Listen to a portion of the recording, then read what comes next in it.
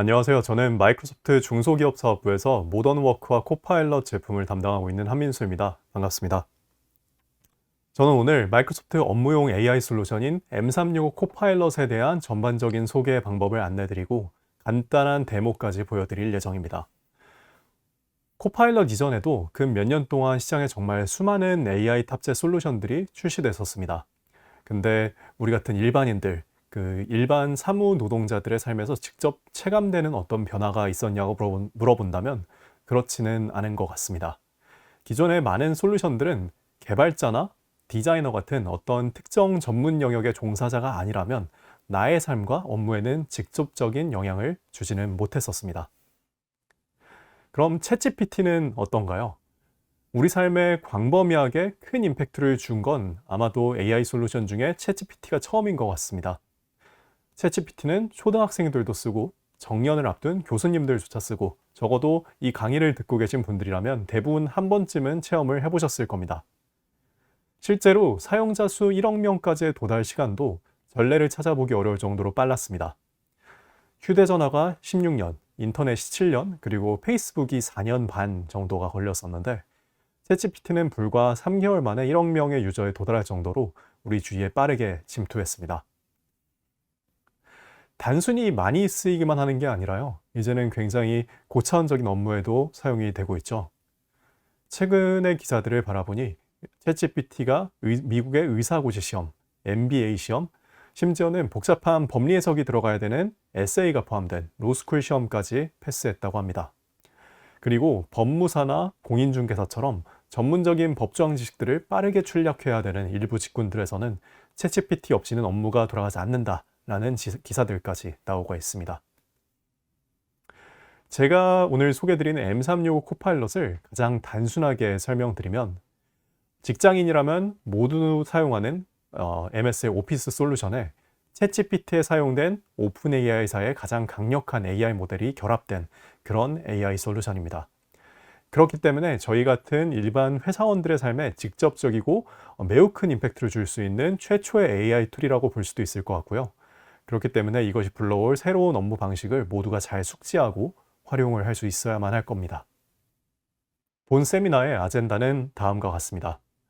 MS의 코파일럿 제품 전략 및 포트폴리오에 대해서 간략하게 설명을 드리고요. 그 다음에 M365 코파일럿의 구성 요소와 작동 방식에 대해서 말씀을 드릴 겁니다. 그리고 M365 코파일럿은 기업용 제품이기 때문에 이를 활용하기 위한 라이센스 준비 사항들이 있고 우리 회사에서 사용 중인 서드파티 솔루션들과의 데이터 연동 방안에 대해서 설명을 드릴 겁니다. 그리고 마지막으로는 코파일럿의 활용 방법과 맛보기 데모를 보여드리고 마치도록 하겠습니다. 현 시점의 마이크로소프트의 제품 전략을 좀 명확하게 설명드리기 위해서는 저희의 과거에서부터 시작을 하면 좋을 것 같습니다. 퀵하게 설명을 드리면 MS는 75년도에 설립이 되어서 모든 책상 위에 PC를 올리겠다라는 미션을 기치로 성장을 해왔습니다. 조금 과하게 축약을 해서 표현한다면 윈도우 회사다라고도 할 수 있었을 것 같은데요. 그 이후에 부침을 겪기도 하면서 오피스 회사 그리고 클라우드 회사로서의 아이덴티티를 거치며 계속해서 성장을 해왔습니다. 이제 클라우드 인프라와 기업용 사스 솔루션 기업으로서 성장세를 보이던 MS의 의미 있는 분기점이 된 시점 중 하나가 바로 이 오픈 AI사와의 파트너십인데요. 오픈 AI 이점에도 여러 가지 자체적인 AI 솔루션에 대한 준비를 해왔고 지금도 MS의 독자적인 랭귀지 모델을 개발해 나가고 있지만 오늘날의 AI 기업 그리고 코파일럿 기업으로서의 태동은 익히 아실 이 오픈 AI사와의 협력에서부터 시작이 되었습니다. 2019년도에 파트너십을 시작해서 오픈 AI의 AI 모델을 마이크로소프트의 다양한 제품에 탑재하는 협업을 수년째 지속을 해오고 있는데요. 현재는 M365 코파일럿에도 현재 오픈 AI사의 GPT-4 터보 모델이 부분적으로 사용이 되고 있고 저희의 애저 서비스를 비롯한 수많은 제품에 오픈 AI사의 AI 모델이 탑재가 되고 있습니다. 이러한 AI 모멘텀이 발판이 되어서 작년인 2023년도에는 마이크로소프트 역사에 또 의미 있는 분기점 중 하나가 시작이 되었습니다. 이제는 MS가 클라우드를 넘어서 AI 회사, 즉 코파일럿 회사다라는 비전을 가지고 모든 제품 전략을 코파일럿에 맞추어서 개편을 해나가고 있습니다. 실제로 2023년도 이그나이트 행사 키노트에서 저희 사티아 나델라 회장께서는 마이크로소프트는 지금부터 코파일럿 회사다라고 선언을 했는데요. 저희는 앞으로 여러분들이 하는 모든 일에 코파일럿이 함께할 거라고 굳게 믿고 있고요. 마이크로소프트 코파일럿을 웹과 디바이스, 그리고 직장과 집에서의 모든 컨텍스트를 이해하고 필요할 때마다 적절한 기술 혹은 조언을 제공하는, 즉 모든 상황에서 실행되는 하나의 경험으로 발전시켜 나가는 게 마이크로소프트의 궁극적인 제품 전략이라고 선언을 한 바 있습니다. 이러한 전략이 곧 마이크로소프트의 성장으로 이어지고 있는데, 주가는 곧 시장에서 바라보는 이 기업의 미래 가치라고 할 수 있을 겁니다. 마이크로소프트는 지속적으로 신고가를 갱신을 하면서 현재 글로벌 시가총액 1, 2위를 계속해서 다투는 그런 위치에 올라와 있는데요. 제가 말씀드리고자 하는 거는 주가 그 자체보다는 그 주가 성장 시기와 그 시점의 그 직원 수 변화입니다. 좌측의 빨간 네모의 PC 확산으로 커왔던 소위 닷컴 버블 시기의 성장 시기에는 시가총액의 증가에 따라서 직원 수도 거의 비례하여 직원 수가 약 6배 정도 성장하는 모습을 볼 수가 있습니다. 하지만 이 클라우드와 AI와 함께 해온 이 근시계의 성장기에는 직원 수와 그 주가의 성장이 비례하고 있지 않은데요. 회사가 가파르게 수배 성장을 하면서도 직원 수는 약 1.5배 정도밖에 늘지 않았습니다. 즉 인력 투입을 통한 성장이 아닌 이 디지털 트랜스포메이션을 통한 생산성 향상을 기반으로 이런 성과를 만들어가고 있다는 거죠. 즉 MS라는 회사가 단순히 AI 도구를 만드는 회사가 아니고, 이런 도구들을 사실 저희는 고객들 먼저도 내부에서 가장 직접적으로 가장 오랫동안 잘 활용을 해오면서 스스로를 혁신하고 내부에서의 생산성을 높여온 대표적인 유즈 케이스이기도 하다라는 것을 강조를 드리고 싶었습니다. 저희는 저희가 만들어서 고객들에게 제공하는 제품들을 저희 업무에서 가장 먼저 효과적으로 활용하면서 그 효과를 독특히 보고 있다라고 또 말씀드리겠습니다. 다시 돌아가서 저희 사티아 회장께서 MS는 코파일럿 회사다라고 선언을 했다고 하셨는데요. 이미 현 시점의 제품 포트폴리오도 코파일럿을 중심으로 개편이 되고 있습니다. 지금 보시는 게 바로 마이크로소프트의 제품 포트폴리오입니다. 저희의 B2B 제품군은 저희 직원들도 종종 이름을 처음 들어보는 제품들이 튀어나올 정도로 정말 많습니다. 이거를 카테고리화하면 이렇게 6가지로 볼 수 있는데요. 12시 방향부터 시계 방향으로 그 윈도우 운영체제, 그리고 GitHub 등의 개발자 도구, 그 ERP와 CRM 제품 등이 포함되어 있는 비즈니스 애플리케이션, 그리고 오피스와 팀즈 등이 포함되어 있는 모던워크, 그리고 애저와 패브릭 등이 포함되어 있는 데이터 앤 AI, 그리고 빙과 엣지가 포함된 검색 부분, 이렇게 6가지 범주가 있습니다. 그리고 그 제품군들의 정중앙에 이제 코파일럿이 위치해 있는데요. 코파일럿 4 M365가 워낙 유명해지다 보니까 코파일럿이면 그 오피스에 붙는 그거 아니야 라고 이렇게 아시는 분들이 많은데, 그렇지는 않고요. 저희의 거의 모든 제품군에 각각의 코파일럿이 붙어서 이 각 시나리오별로 사용자의 생산성을 증대시켜주고 있다라고 보시면 됩니다. 근데 이런 코파일럿이란 걸 저희가 뭐 워드를 만드는 워드를 만드는 사업부에서는 워드 코파일럿을 만들고, 파워포인트를 만드는 사업부에서는 파워포인트 코파일럿을 만들고, 이렇게 접근을 했을 거라고 생각들을 많이 하시는데 그렇지는 않고요. 다양한 프로덕트를 만드는 디비전이 개별적인 코파일럿을 만드는 게 아니라 오히려 거꾸로 오픈 AI사의 모델을 기반으로 코파일럿 스택이라를 만드는 센트럴된 조직이 있고, 이 조직에서 코파일럿의 원형을 만든 다음에 이걸 프로덕트 디비전이 각각으로 가져다 붙인 것에 가깝다라고 생각을 하시면 되겠습니다. 지금 시장에 나와 있는 대표적인 코파일럿들을 보면 이렇게 6가지가 있습니다. 이 중에서 시장에 가장 먼저 출시된 코파일럿이 뭐냐면 가장 우측 하단에 있는 코파일럿 for GitHub입니다. M365 코파일럿은 사실 이제 한국어 런칭이 최근에 돼서야 됐고, 유료인 B2B 제품이다 보니까 내 주변에서는 이걸 많이 쓰고 있는 케이스도 보기는 힘들고, 데모 영상을 찾아봤더니 이게 내 업무를 실질적으로 혁신할 수 있을 정도의 가치가 있는 게 맞나? 라는 그런 의구심이 가진 분들도 물론 계실 수 있을 것 같습니다. 그런 의문들은 사실 GitHub for Copilot을 보시면 많이 해소될 수 있으실 것 같아요. GitHub for Copilot은 2021년도에 런칭이 됐고요. 이 M365가 일반 사무용 노동자들이 개발자들이 많이 사용하는 그런 오피스 앱에 결합된 코파일럿이라면 GitHub for Copilot은 전 세계 거의 모든 개발 조직들이 협업하면서 코드를 작성할 때 활용하는 이 GitHub라는 마이크로소프트의 자회사 제품에 코파일럿이 어태치가 된 것이라고 보시면 됩니다. 개발자들의 업무는 코드를 작성하는 거잖아요. 그래서 이 코드 작성의 초안을 AI가 대신해 주거나 혹은 내가 작성한 코드의 검수를 AI가 해주는 그런 구조라고 보시면 됩니다. 개발자들은 사실 일반적인 사무직보다 훨씬 더 복잡한 업무를 보기도 하고 또 그 직군의 특성 자체가 어느 정도 좀 까다로운 성향을 갖고 있는 집단이기도 합니다. 그러한 집단에 GitHub for Copilot이 불과 2, 3년 만에 대체할 수 없는 툴로 자리를 잡고 있게 됐습니다.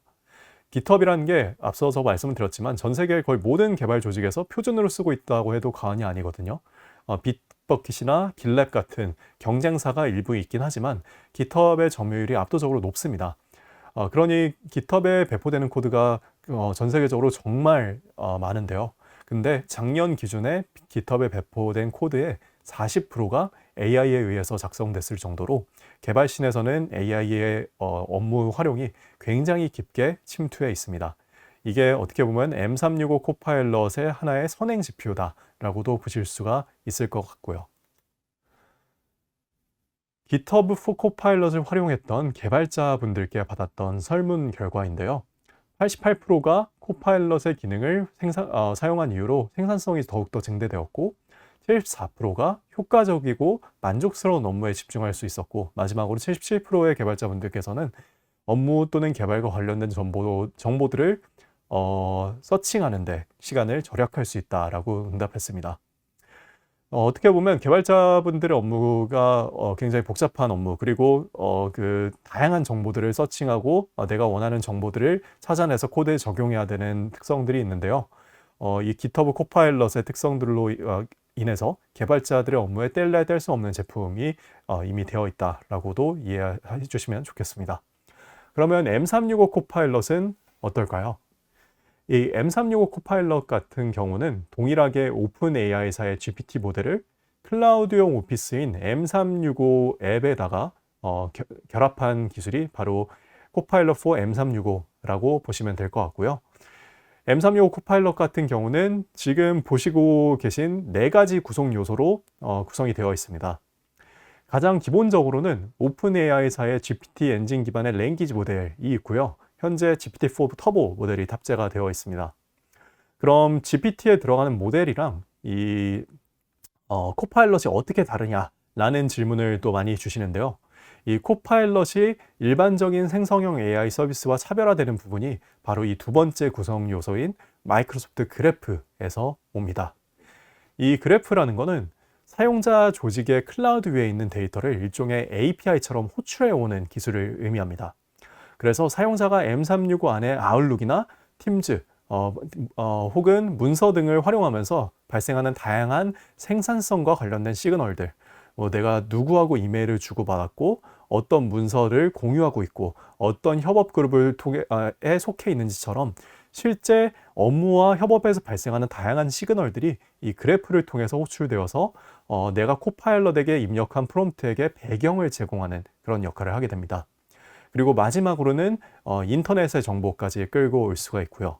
그래서 이렇게 3가지 요소가 우리가 잘 알고 있는 M365 앱이라고 하는 엔트리 포인트로 제공이 된다라고 보시면 되겠습니다. 자, 그럼 코파일럿 동작 원리에 대해서 최대한 쉽고 간단하게 설명을 해보겠습니다. 단계별로 한번 살펴보면요. 우선 사용자가 팀즈에서 코파일럿에게 다음 주에 있을 내 매니저와의 미팅을 어떻게 준비해야 되는지를 알려줘 라고 프롬프트를 던진다면 그 프롬프트를 LLM으로 바로 전달하기 앞서서 마이크로소프트 그래프에서 사용자의 조직과 관련된 정보, 이메일, 일정, 그리고 문서 작업 내역, 협업 내역 등을 우선적으로 파악을 하게 됩니다. 그래서 요거 같은 경우에는 내 매니저가 누구인지 그리고 이 매니저인 A라는 사람과 내가 주고받았던 이메일과 팀즈 메시지가 무엇이었는지 그리고 그 메시지 등에서 오고 갔던 파일들이 무엇인지에 대한 사용자의 컨텍스트를 읽어오게 됩니다. 이게 아까 설명드렸던 마이크로소프트 그래프가 작용하는 부분이라고 보시면 되고요. 일반적인 생성형 AI 솔루션 같은 경우는 이런 마이크로소프트 그래프를 통해서 이 사용자의 조직 내 데이터를 읽어오는 과정이 없기 때문에 예를 들어서 챗GPT한테 동일한 프롬프트를 물어봤을 때는 내 매니저가 누군지 모르고 내가 다음 주에 있는 미팅이 어떤 미팅과 어떤 컨텐츠로 진행됐는지를 모르기 때문에 일반적으로 매니저하고 미팅을 할 때 준비해야 되는 내용에 대한 그런 답변만 해주게 됩니다. 반면에 코파일럿과 같은 경우에는 이 마이크로소프트 그래프가 LLM으로 프롬프트를 바로 전달하기 앞서서 이 그래프 상에 있는 조직의 데이터를 합산해서 답변을 준비하기 때문에 이러한 주요한 차이점을 갖고 있다라고 보시면 될 것 같습니다. 그 다음으로 이렇게 그래프하고 합산된 수정된 프롬프트를 LLM에게 전달하면 LLM은 수정된 프롬프트를 기반으로 사용자의 컨텍스트를 반영한 답변을 생성하게 됩니다. 답변이 생성된 이후에도 사용자에게 바로 전달이 되는 게 아니라 다시 한번 후처리 과정을 거쳐서 LLM에서 생성된 답변이 사용자의 컨텍스트와 일치하는지 등에 대한 다시 한번 확인을 하고, 또한 사용자가 해당 답변에서 포함하고 있는 자료나 정보 등에 접근할 수 있는 접근 권한을 가지고 있는지 등에 대한 보안 체크와 이 컴플라이언스 그리고 프라이버시와 관련된 확인도 자동적으로 진행을 하게 됩니다. 이렇게 후처리까지 완료된 답변은 사용자에게는 텍스트 기반의 답변으로 전달이 되게 되고, 오피스 앱 등의 프로그램에게는 답변에 따라서 필요한 앱 커맨드로 전달이 되게 됩니다. 예를 들어서 사용자가 특정 워드 문서를 기반으로 파워포인트 슬라이드를 생성해달라 라고 프롬프트를 전달을 했다면, 이 파워포인트 앱에서는 해당 슬라이드 생성을 위한 명령이 전달되는 부분이 이 앱 커맨드라고 이해하시면 될 것 같습니다. 다음으로는 이 코파일럿을 우리 회사에서 혹은 우리 고객사에서 활용하기 위해서는 어떤 준비 사항이 있는지를 말씀을 드리겠습니다. 회사에서 쓰이기 위해서는 이 기업의 컨텍스트를 읽을 수 있는 데이터가 있어야겠죠. 어떻게 보면 이 AI를 활용함에 있어서 가장 중요한 그런 준비 사항 중 하나가 데이터입니다. 그리고 이 데이터는 온프렘에 있는 거를 읽어올 수는 없고요. 이 데이터가 클라우드 위에 올라와 있는 게 이런 젠 AI 서비스를 활용하기 위한 기본적인 준비 요건이라고 보시면 될 것 같습니다. 그리고 마이크로소프트 그래프를 통해서 기업의 컨텍스트를 읽어와야 된다고 앞서서 설명을 드렸는데, 이거를 활용하시려면 M365 제품을 기존에 활용을 하시고 있어야만 합니다. 다음 장에서 이거는 보다 상세히 말씀드리겠습니다. 그래서 M365 라이센스를 기반으로 사내 문서들이 아까 보셨던 것처럼 쉐어포인트, 원드라이브, 익스체인지 온라인, 즉 클라우드 위에 올라 있어야 되고, 로컬 PC나 온프렘 시스템에 있는 거를 읽어올 수 없다는 점을 다시 한번 강조드리겠습니다. 그래서 M365를 도입하셔서 온프렘에 있는 데이터들, 각종 데이터들을 클라우드로 빠르게 이전하시고 사전에 다양한 사용자 데이터들을 축적해야 하셔야지만 이후에 코파일럿을 보다 넓은 업무 영역에서 보다 효과적으로 사용하실 수가 있다라는 것을 강조를 드리겠습니다. 300인 이하의 그 중소, 중견 기업들을 위해서 제공되고 있는 M365 라이선스는 주로 다음과 같은 4가지가 있고요. 이 넷 중 하나를 보유하고 계셔야지만 이 코파일럿 라이선스를 추가로 구입해서 활용을 하실 수가 있습니다. 본 세미나가 이 라이선스를 설명하는 자리는 아니기 때문에 제가 하나씩 살펴보진 않을 거고요. 이 4가지의 M365 라이선스는 기존의 오피스의 클라우드 버전으로 공동 작업을 할 수 있고, 여기에 더해서 팀즈와 같은 업무용 플랫폼이자 화상회의 협업 툴, 그리고 DLP나 DRM 같은 엔터프라이즈용 보안 기능, 그리고 윈도우 OS가 통합된 업무용 플랫폼이다 라고 보시면 되겠습니다. 한 가지 유념해 주셔야 되는 거는 이 4가지의 라이센스에 모두 코파일럿이 추가 구입할 수 있는 권한은 주어지지만, 기본적인 M365 플랜이 제공하는 기능 내에서만 코파일럿을 활용하실 수가 있습니다.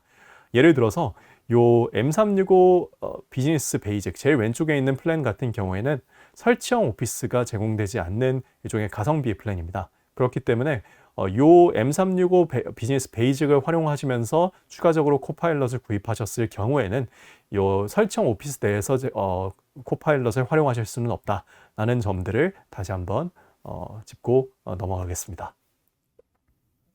앞서 말씀드린 M365 라이선스를 기본적으로 갖추신 이후에 추가적으로 월 $30의 비용을 지불하시고 M365 코파일럿 라이선스를 추가적으로 구입하실 수 있다라는 거를 설명을 드리고요. 그 다음으로는 이 M365 코파일럿에게 연동할 수 있는 외부 데이터에 대해서 좀 말씀을 드리겠습니다. 기본적으로는 우리 조직 내에 M365에서 생성되는 그 업무 데이터를 활용하게 되어 있지만 우리 업무에 사용되는 모든 데이터가 M365 그래프가 닿는 범위 안에 있지는 않죠. 그렇기 때문에 다른 데이터 소스를 연결해서 코파일럿을 업무에 활용할 수 있도록 하고 싶을 수가 있을 거고요. 그래서 저희는 다른 내부 업무 시스템을 활용하거나 MS 제품이 아닌 다른 사스 서비스를 사용하는 기업들을 위해서 해당 M365 테넌트 밖으로도 데이터를 연동할 수 있는 프리빌트된 플러그인과 커넥터를 지원하고 있습니다. 이 플러그인과 커넥터를 통해서 외부와 내부 서비스를 모두 코파일럿을 연결하실 수가 있고요. 이 코파일럿 자체적으로 굉장히 강력한 오케스트레이션 능력이 있기 때문에 매 프롬프트마다 어떤 플러그인을 활성화하고 또 비활성화할 건지를 설정하지 않아도 이 사용자의 프롬프트에서 의도를 파악해서 각 프롬프트마다 필요한 플러그인을 자동적으로 선택하게 되어 있습니다. 좌측의 그래프 커넥터를 활용하는 것은 코파일럿이 활용할 수 있는 지식의 확장이라고 볼 수가 있습니다. 즉 M365 코파일럿의 기능을 여러분들이 가지고 계신 데이터로 확장을 할 수 있게 해주는 건데요. 내부에서 사용 중인 M365 외에 다른 시스템으로도 코파일럿을 연결할 수 있게 되는 겁니다. 이렇게 연결을 해서 확정하기 위한 방법론을 부연 설명을 드리면 이 조직 내에 개발자가 있다면 직접 개발을 통해서 API 연동을 통해서 하실 수도 있고요. 혹은 코파일럿 스튜디오를 통해서 소위 시민 개발자라고 하죠. 이 노코드, 로코드로 손쉽게 하는 것도 하나의 방법이 될 수 있습니다. 그리고 우측의 코파일럿 플러그인을 활용하시면 이 코파일럿의 스킬이 확장된다라고도 볼 수 있습니다. 이 M365 코파일럿의 기능을 조직에서 가지고 있는 앱 서비스에도 활용할 수 있도록 하는 거고요. 이를 위해서 저희는 다양한 서드파티 솔루션들의 API와 코파일럿 API를 호환시켜서 프리빌트된 플러그인을 제공해서 관리자가 사용 유무를 택할 수 있도록 하고 있습니다. 현재 보이는 화면 같은 경우는 팀즈상에서 코파일럿으로 호출했을 때 제가 보이는 화면입니다. 저 같은 경우는 현재 웹 컨텐츠와 비바골스 이렇게 두 가지 플러그인이 활성화되어 있는 걸 보실 수가 있고요. 그 밖에도 굉장히 다양한 종류의 플러그인들을 이 코파일럿 확장 탭에서 확인을 하실 수가 있습니다. 현재 여기 나와 있는 것 같은 경우는 저희 마이크로소프트 직원용 테넌트의 관리자가 직원들이 선택할 수 있는 그 옵션을 열어준 그 플러그인들만 보이고 있는 거고요. 이 밖에도 굉장히 다양한 외부에서 많이 사용하는 뭐 지라라던가 혹은 외부에서 사용하는 뭐 CRM이나 ERP 솔루션들이 저희의 생태계 안에 들어와 있습니다. 이러한 코파일럿 생태계를 저희가 글로벌 파트너들과 지속적으로 확대를 해나가고 있고요. 현 시점에도 코파일럿 스튜디오까지 활용을 하시면 이미 SAP의 ERP와 세일즈포스의 CRM, 그리고 아틀라시안 지아 등을 포함해서 1200개 이상의 외부 서비스 생태계를 활용하실 수가 있습니다. 이제는 M365 코파일럿을 통해서 어떻게 실제 내 업무에 적용을 하실 수가 있는지를 살펴보겠습니다. 우선 문서, 이메일 등의 컨텐츠를 요약하고 작성하고 또 브레인스토밍하는 단계에서는 워드와 파워포인트, 그리고 아웃룩, 루프, 원노트 등의 컨텐츠, 등의 앱에서 코파일럿을 호출해서 활용하실 수가 있고요. 그리고 기존에는 뭐 SAS라던가 혹은 뭐 파이썬 등의 데이터 분석을 위한 툴들을 활용하셨어야 되는 그런 데이터 분석조차도 이제는 간단하게 자연어 기반으로 엑셀을 통해서 하실 수 있는 기능들이 제공이 되고 있습니다. 뿐만 아니고 이 팀즈 내에 있는 코파일럿 기능들을 호출하시면 두 가지의 그 활용 방법이 있는데요. 첫 번째로는 내가 놓쳤던 회의들을 자동으로 회의록을 작성한다던가 그리고 회의 내용을 파악할 수 있고 그 내용에 대한 질의응답을 할 수 있는 기능들이 팀즈에 있는 코파일럿의 하나의 축으로서 제공이 되고 있고요. 그리고 또 한 가지 코파일럿 for 팀즈가 제공하는 기능 중에 하나는 바로 이 정보를 검색하고 활용할 수 있는 기능입니다. 이거는 제가 잠시 후에 실제 팀즈에서 어떻게 구동할 수 있는지를 직접 보여드리겠습니다. 실제 화면을 보시기 앞서서 일단 이 코파일럿 인 워드가 어떤 식으로 활용될 수 있는지 감을 잡으실 수 있도록 잠깐 보여드리는 화면인데요. 일단 오른쪽에 있는 GIF 화면을 보시면 워드의 우측 상단에서 코파일럿을 호출할 수 있는 코파일럿 버튼이 활성화되어 있는 것을 보실 수가 있습니다. 그래서 예를 들어서 2022년도, 23년도 그리고 2024년도의 사업계획서 파일을 참조해서 이거를 기반으로 한 뭐 2장 분량의 2025년도의 사업계획서를 초안을 만들어줘 라는 쿼리를 던진다던가, 혹은 그렇게 만들어진 문서의 결과물이 특정 문단에 만족스럽지 않을 때 이 세 번째 문단을 좀 더 상세하게 작성해줘. 그리고 그 어투를 좀 더 격식 있는 어조로 만들어줘, 혹은 자연스러운 어조로 만들어줘 라는 식의 이 어투의 톤 앤 매너 자체도 변경을 하실 수가 있습니다. 그리고 긴 문서 같은 경우에는 제가 굉장히 유용하게 사용하고 있는 기능 중에 하나가, 이 문서를 내가 직접 다 읽지 않아도 이 핵심 포인트들만을 기반으로 한 장 이내로 정리해줘 등의 내용들을 이 워드 코파일럿에서 활용을 하실 수가 있습니다. 그리고 앞서서 작성했던 이 워드 문서를 이 PPT 프레젠테이션 파일로 만드는 경험들은 누구나 해보셨을 겁니다. 그래서 앞서 만들었던 예시에서처럼 뭐 예를 들어서 2024년도의 사업계획서 워드 파일을 참조해서 이 문서를 기반으로 한 파워포인트 슬라이드를 5장으로 만들어줘, 혹은 기존에 만들어져 있는 뭐 2023년도의 사업계획서 내용을 3장 이내로 요약하고 관련된 이미지도 포함해줘, 혹은 전체 발표 내용을 3장 이내로 요약해서 만들어줘 라는 식의 쿼리들을 파워포인트에 던질 수가 있고요. 이렇게 하면 지금 그 GIF 화면에 보이시는 것처럼 간단한 디자인 요소까지도 이미 완성된 상태로 나옵니다. 물론 이 디자인 부분은 완벽하게 바로 적용할 수 있는 정도의 수준이 아닐 때도 있습니다. 하지만 기존과 같은 경우에는 디자인 팀에게 맡기거나 혹은 내 부사수에게 맡겨야 되지만 만들었던, 그러니까 가능했던 이런 초안 수준의 파워포인트 문서를 이제는 내가 간단하게 자연어 기반으로 몇 분 내에 바로 즉각적인 산출물을 볼 수 있고, 나는 조금 더 내 시간을 처음 만들어진 초안을 디벨롭하는 데 활용할 수 있다는 게 이 그러니까 코파일럿인 파워포인트가 제공하는 가장 큰 효용 중 하나라고 보시면 될 것 같고요. 그 다음은 엑셀입니다. 엑셀에서 코파일럿은 마찬가지로 우측 상단에 있는 이 코파일럿 버튼을 통해서 호출하실 수가 있고요. 이 지금 보시는 예시처럼 이 판매 유형 및 채널별 매출을 새로운 표로 요약해줘 라는 식의 표를 새롭게 생성한다 하는 그런 예시라던가, 혹은 특정 변수의 영향도를 분석해서 새로운 차트로 시각화해줘 같이 기존의 데이터를 분석해서 이거를 시각화하는 그러한 쿼리를 이제는 내가 직접 다른 프로그램을 구동할 필요 없이 엑셀 내에서 이 엑셀의 함수를 심지어 모르더라도 이 가장 적합한 함수를 코파일럿이 자동적으로 추천해서 적용할 수 있기 때문에 저같이 엑셀의 숙련도가 높지 않은 사람들조차도 예전보다는 훨씬 더 쉽고 빠르게 고난이도의 작업을 엑셀로 할 수 있게 되었습니다. 그리고 다음으로는 코파일럿인 아웃룩인데요. 사실 이 아웃룩에서 가장 제가 개인적으로 잘 활용하고 있는 기능 같은 경우는 뭐 외군증을 놓친 이메일들을 요약하고 중요한 항목들을 플래그로 지정해주는 등의 기능들입니다. 예를 들어 휴가를 갔다 오면 메일이 한 100개 정도씩 쌓일 때가 간혹 있는데요.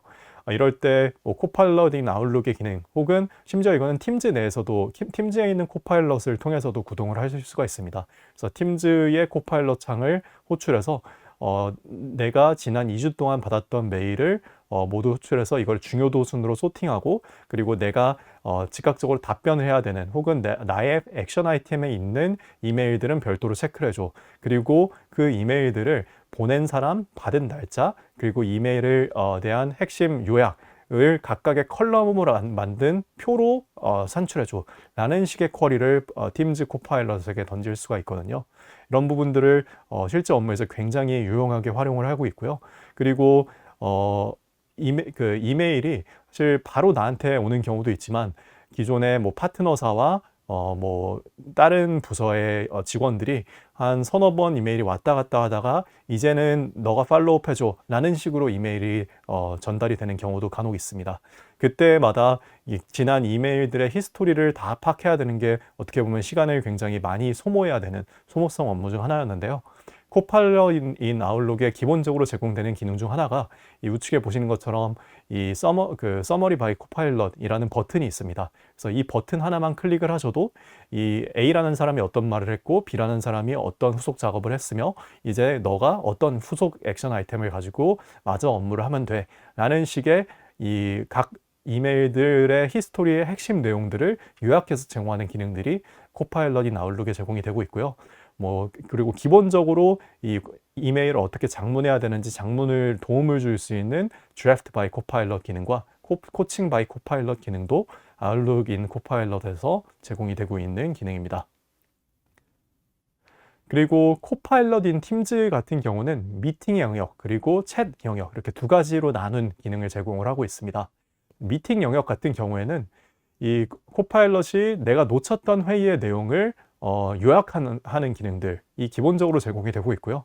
그리고 이 단순 요약뿐만 아니고 굉장히 세부적인 미팅의 디테일까지 파고 들어가서 이 미팅의 각 액션 아이템을 도출한다던가 혹은 특정 논의됐던 토픽에 대한 장단점을 테이블로 만들어줘 라던가 혹은 이 장단점을 기본으로 내 매니저에게 보고하기 위한 이메일을 작성해줘 라는 등의 코파일럿 쿼리들을 코파일럿인 팀즈의 미팅 영역에서 활용을 하실 수가 있습니다. 그리고 두 번째인 챗에서는 마치 챗GPT를 호출하는 것 같은 비슷한 화면을 이제 팀즈 그리고 요즘에는 아웃룩에서도 호출하실 수 있게 되어 있는데요. 이거는 어떻게 보면 이 업무용 챗봇을 호출하는 것과 비슷하다라고 보시면 됩니다. 그래서 이거는 팀즈 내의 히스토리뿐만 아니고 나의 팀즈 내 채팅 그리고 아웃룩에서의 이메일 그리고 쉐어포인트에 있는 문서들 그리고 내 원드라이브 그리고 조직의 팀 원드라이브에 있는 문서 등에 대한 다양한 접근 권한을 갖고 있습니다. 그래서 이런 다양한 업무용 생산성 시그널들이나 혹은 컨텐츠들을 요 코파일럿인 팀즈의 챗에서 호출을 해서 이 다양한 이 업무용 생산성을 높일 수 있는 쿼리들을 던질 수 있는데요. 예를 들어서 특정 고객이나 혹은 특정 팀원과 주고받았던 채팅, 이메일, 문서의 내용을 요약한다던가 혹은 우리 조직 내에 있는 쉐어포인트에 있는 어떤 특정한 정보를 내가 찾기 어려울 때 혹은 그 정보의 담당자에게 바로 물어보기 어려운 경우들도 들어 있는데 그때마다 이제 그 정보를 아는 사람한테 번거롭게 여쭤볼 필요 없이 이제는 코파일럿인 팀즈를 호출해서 내가 원하는 정보를 바로 물어보고 혹은 내가 원하는 파일이 어디 있는지를 물어보면 코파일럿이 업무용 챗봇으로서 그거에 대한 답변을 해주는 역할을 해줄 수 있게 됩니다. 이제 말로만 설명드리면 와닿지 않으실 수 있을 것 같아서 제가 실제 이 하나의 업무 시나리오를 데모로서 보여드리려 하고요. 저는 이제 몇 달째 코파일럿을 제 업무에서 활용을 하고 있거든요. 그래서 제가 자주 유용하게 쓰고 있는 이 M365 코파일럿들을 좀 더 보여드리겠습니다. 그래서 오늘 세미나에서는 시간 관계상 많이 보여드리진 못하고 특정 업무 시나리오를 가정해서 보여드릴 건데 더 궁금하시다면 저희 마이크로소프트 유튜브에도 이 한국어 라이브 데모 영상이 다양하게 나와 있으니까 참조해 주시면 좋을 것 같습니다. 잠시 화면 전환하겠습니다. 우선 워드 파일을 하나 틀었습니다. 워드에서 같은 경우는 우측 상단에 보이시는 코파일럿 버튼을 통해서 호출하실 수도 있지만 바로 Alt-I 단축키를 활용하시면 Draft with Copilot을 호출하실 수가 있습니다. 저는 지금 가상의 문서를 하나 만들 건데요. 그 문서는 세종대왕님에 대한 문서로 정했습니다. 제가 미리 스크립트를 좀 적어놨는데요. 어떤 문서를 작성하길 원할 때 최대한 상세하게 프롬프트를 던져주는 게 중요합니다. 그래서 저는 이렇게 360자 정도의 글을 적었습니다. 세종대왕의 한글 창제 과정과 한글의 과학적 구성 원리를 자세히 상술한 문서 초안을 작성해줘. 그리고 창제 과정에는 당시 조선의 역사적 배경과 세종대왕의 정치적 배경이 다뤄지면 좋겠다. 그리고 창제 과정에서 그에게 반기를 든 사람들이 왜 그랬는지에 대한 배경도 넣어줘. 문서의 결론 부분에는 한글 창제가 우리나라의 역사에 어떤 영향을 끼쳤는지도 다뤄줘. 등등등 해서 각 챕터의 내용을 최대한 길게 자세히 작성해줘. 라는 프롬프트를 하나 만들었고요. 이렇게 제너레이트를 하면 코파일럿이 아까 말씀드렸던 것처럼 웹상의 데이터까지 가져올 수 있다고 말씀을 드렸잖아요.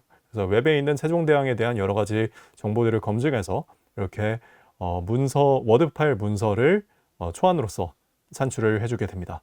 잠시 기다려 보겠습니다. 네, 금방 만들어졌네요. 그래서 아까 제가 프롬프트에서 요청했던 것처럼 세종대왕과 한글 창제라는 제목의 워드 문서, 그리고 여기에는 각각의 블레tin 포인트로서 세종대왕의 생애와 주요 업적, 그리고 한글 창제의 역사적 배경 및 과정, 그리고 그 안에는 뭐 한글 창제 과정이라던가 반대를 이겨낸 한글, 그리고 그 반대에 대한 여러 가지 타임라인, 그리고 뭐 한글의 과학적 구성 원리 등 제가 요청했던 상세한 이 한글 창제 과정에 대한 세종대왕의 업적의 문서가 이렇게 워드상에서 완성이 된 걸 보실 수가 있습니다. 그래서 이렇게 문서를 만든 다음에 이거를 원드라이브 내에 저장을 할 거예요. 그래서 원드라이브 상에 올라와 있어야지만 아까 이 M365 오피스의 다양한 다른 앱들에서도 코파일럿을 호출해서 이 문서와 관련된 쿼리를 던질 수 있다라고 설명을 드렸었는데요. 저 같은 경우는 파일럿 POC라는 폴더에다가 저장을 했습니다. 이렇게 저장을 한 이후에 이렇게 만들어 놓은 문서를 이제는 파워포인트로 만들어서 이제 이거를 대상으로 발표를 하는 그런 업무 시나리오를 또 가정을 하실 수가 있을 겁니다. 그래서 파워포인트 새 창을 틀어보겠습니다. 네, 이제 파워포인트 창을 띄웠고요. 실제 업무에서 많이 하시는 것처럼 앞서 만들었던 그 워드 파일을 기반으로 파워포인트로 발표 슬라이드를 만든 작업을 해보겠습니다. 우측 상단을 보시면 코파일럿 버튼을 이렇게 호출하실 수가 있고요. 슬래시를 통해서 모든 코파일럿 종류를 불문하고 이렇게 사람이라던가 특정 파일이라던가 혹은 어떤 미팅이라던가 이메일들을 참조값으로 넣을 수 있게 되어 있습니다. 지금과 같은 경우는 앞서 생성했던 이 세종대왕과 한글 창제 워드 파일을 기반으로 프레젠테이션을 만들 거니까 이거를 클릭을 할 거고요. 자동으로 제가 가장 최근에 수정했던 문서들이 이렇게 추천에 뜨게 됩니다. 그래서 세종대왕과 한글 창제를 참조해서 10장 분량의 발표용 슬라이드를 만들어줘 라는 프롬프트를 요청하겠습니다. 그래서 프롬프트마다 다르지만 대개 한 1분 정도 이내의 시간에 슬라이드의 초안을 만들어주는 그런 모습을 보실 수가 있고요. 앞서 워드 파일의 코파일럿의 산출물을 보시면 이 제가 제목 밑에 각각의 소제목들이 구성되도록 만드는 거를 확인을 하셨을 거예요. 그래서 아까 만들었던 이 워드의 소제목들을 기반으로 해서 파워포인트 코파일럿도 역시나 이 발표의 기본적인 골자를 만들었다라고 보시면 될 것 같고요. 지금 이렇게 초안이 나왔습니다. 사실 이게 여러 프롬프트를 던질 때마다 사실 디자인 결과값은 매번 다르게 나와요. 근데 요번과 같은 경우는 사실 디자인의 요소가 이렇게 크게 포함되지는 않은 상태로 산출이 된 것 같고요. 혹시나 디자인 작업을 추가로 원하신다면 같은 프롬프트를 다시 던지면 또 다른 슬라이드가 여러 번 나올 수가 있고, 혹은 지금 이 프롬프트 창에도 다시 이 파일을 기반으로 PPT 파일을 다시 만들어줘 라는 프롬프트를 던지면 새로운 결과값이 나오게 됩니다. 저는 시간 관계상 요거를 기반으로 퀵하게 설명을 드리겠습니다. 그래서 여기서 파워포인트 슬라이드 쇼로 잠시 화면을 넘겨 보겠습니다. 이렇게 슬라이드 쇼로 넘긴 이유는 바로 기본적인 이렇게 애니메이션이라던가 혹은 각 장표마다 내가 다뤄야 되는 슬라이드 노트까지도 이 코파일럿 인 파워포인트가 자동적으로 구성을 해준 거를 보실 수가 있습니다. 그래서 이 PPT 각각의 슬라이드에 들어가야 되는 핵심 내용들이 무엇이고 그리고 내가 청자에게 다뤄야 되는 이 슬라이드 노트는 무엇인지가 자동적으로 생성된 거를 보실 수가 있고요. 이거는 어디까지나 초안입니다. 그렇기 때문에 실질적으로 추가적인 디자인 작업이라던가 혹은 이 배치 같은 경우는 나의 선호에 따라서 내가 추가적으로 작업을 해주시면 되고요. 반면에 이런 초안을 만드는 데 걸렸던 시간이 예전과는 훨씬 더 축약된다는 게 이렇게 파워포인트인 코파일럿인 파워포인트가 제공하는 핵심적인 그런 기능이라고 봐주시면 될 것 같습니다.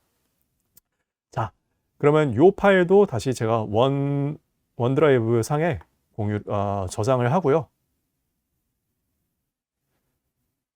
저는 그냥 외부 공유 폴더에 저장을 해보겠습니다. 저장을 하고, 자, 이제 팀즈를 불러왔습니다. 팀즈에 있는 코파일럿을 호출하면 일종의 업무용 챗봇처럼 활용할 수 있다라고 말씀을 드렸는데요. 그래서 어떤 특정 미팅이나 메일 스레드하고 관련돼서 어떤 액션 아이템들이 있는지를 물어본다던가 혹은 어떤 특정 팀원들과 주고받았던 채팅이나 이메일 그리고 파일들을 정리해서 알려준다던가 라는 식의 업무에서 발생하는 다양한 시나리오에 맞는 생산성과 관련된 그런 산출물들을 코파일럿인 팀즈에서 불러오실 수가 있고요. 지금과 같은 경우는 어떤 특정 내가 한 1년 전에 만들었던 파일 혹은 우리 팀원이 갖고 있는 파일들을 팀원한테 물어봐서 찾거나 혹은 내 이메일 스레드나 조직의 쉐어포인트 상을 한참 뒤지면서 찾았어야 하는 경험 분명 한두 번씩은 있으셨을 겁니다. 아까 만들었던 한글 창제 파워포인트 파일 혹은 워드 파일이 지금 시나리오에서는 방금 만들었지만 실제 업무에서는 한 반년 전, 1년 전에 만들었던 파일들을 찾아야 되는 경우들이 있잖아요. 그럴 때 그냥 코파일럿에게 물어보면 바로 즉각적으로 그 파일이 어디 있는지를 확인하실 수가 있습니다. 그래서 이 코파일럿인 팀즈에게 한글 창제와 관련된 파워포인트 파일을 찾아줘 라는 프롬프트를 던져보겠습니다. 그러면 제 원드라이브 그리고 이메일 스레드, 팀즈 채팅 등을 분석해서 이와 관련된 파일이 어디 있는지를 이렇게 바로 불러올 수 있게 제공을 하고 이런 기능들을 제공하고 있고요. 그리고 이 파일을 기반으로 해서 잠시만요. 세종대왕 아까 말씀드렸던 것처럼 이 슬래시를 활용하면 이 파일을 참조해서 불러올 수 있다라고 말씀드렸는데 이 두 가지 파일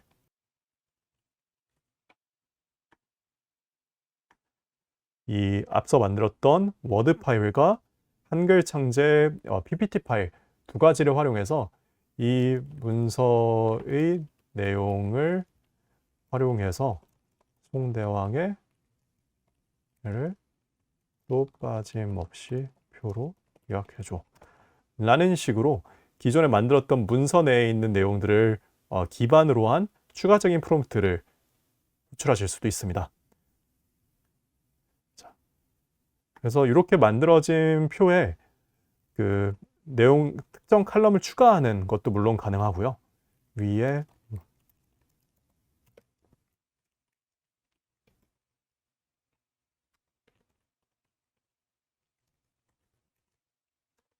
당시의 나이를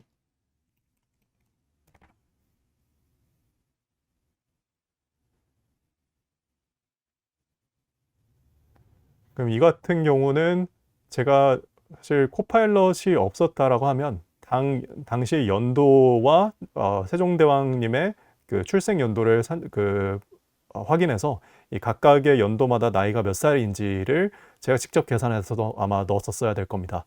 하지만 코파일럿이 제공하는 여러 가지 이런 연산 기능들을 통해서 이런 추가적인 프롬프트까지 활용하실 수가 있다라는 거를 공유를 드리겠습니다.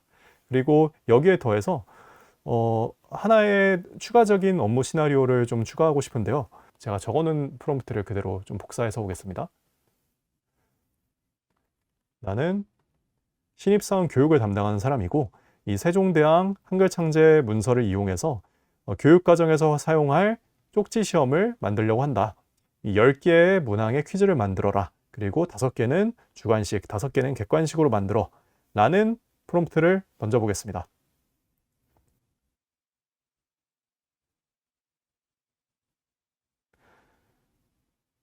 그러면 이렇게 마치 챗GPT한테 요청했을 때와 비슷하게 제가 기존에 만들어놨던 워드 문서와 파워포인트 문서를 기반으로 해서 이 퀴즈까지 즉각적으로 만들어지는 그런 프롬프트를 확인하실 수가 있고요.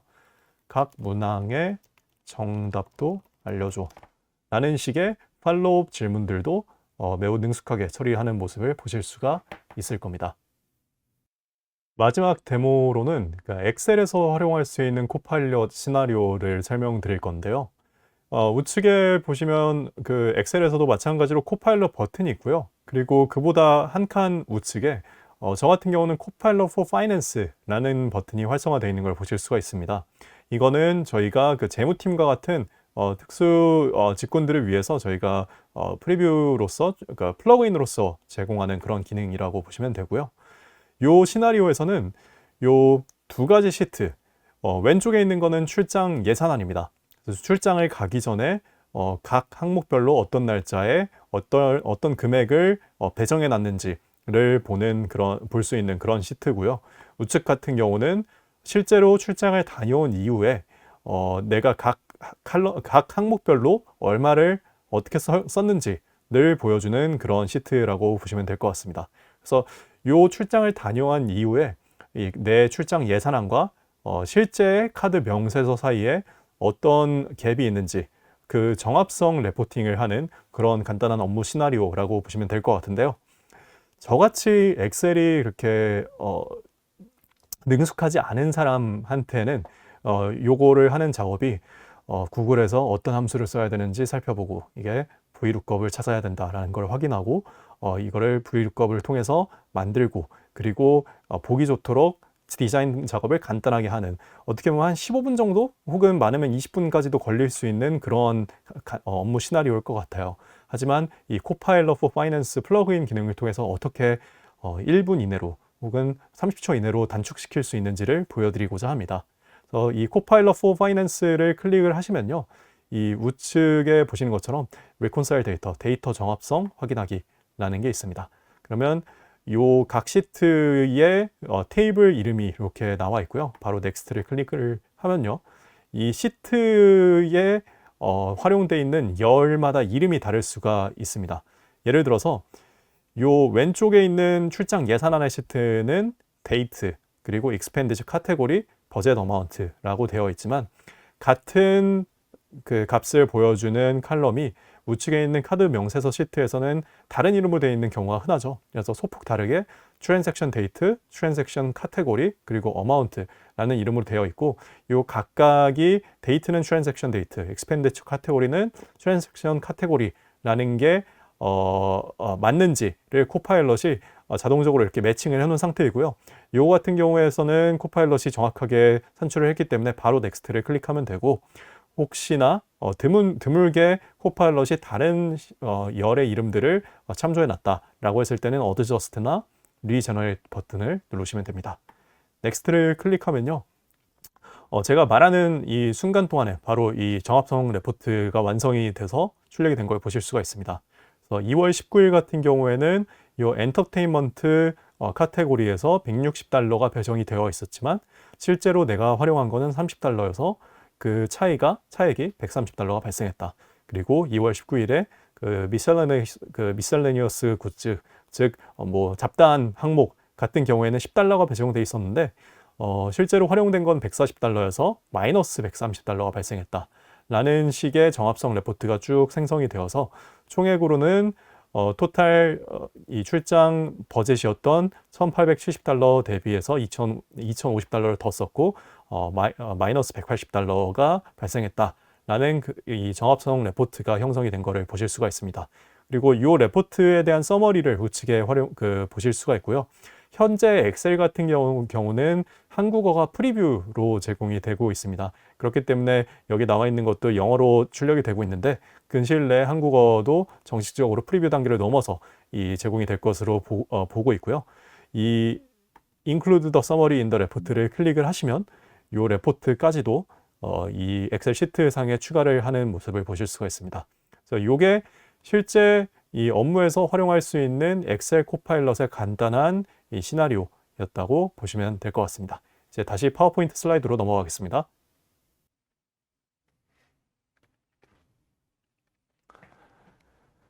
자, 지금까지 업무용 AI 솔루션인 M365 코파일럿에 대한 여러 가지 설명을 해드렸는데요. 저희 마이크로소프트의 미션은 이러한 제품들을 통해서 지구상의 모든 개인과 조직이 더 많은 걸 성취할 수 있도록 돕는 겁니다.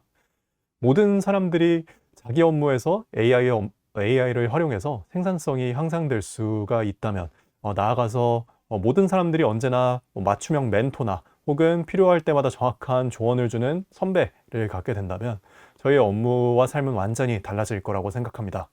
그리고 저희는 이 모든 거를 M365 코파일럿이 가까운 미래로 앞당겨 줄 것이라고 믿고 있습니다. 이것으로 제 세미나 발표를 마치도록 하겠습니다. 감사합니다.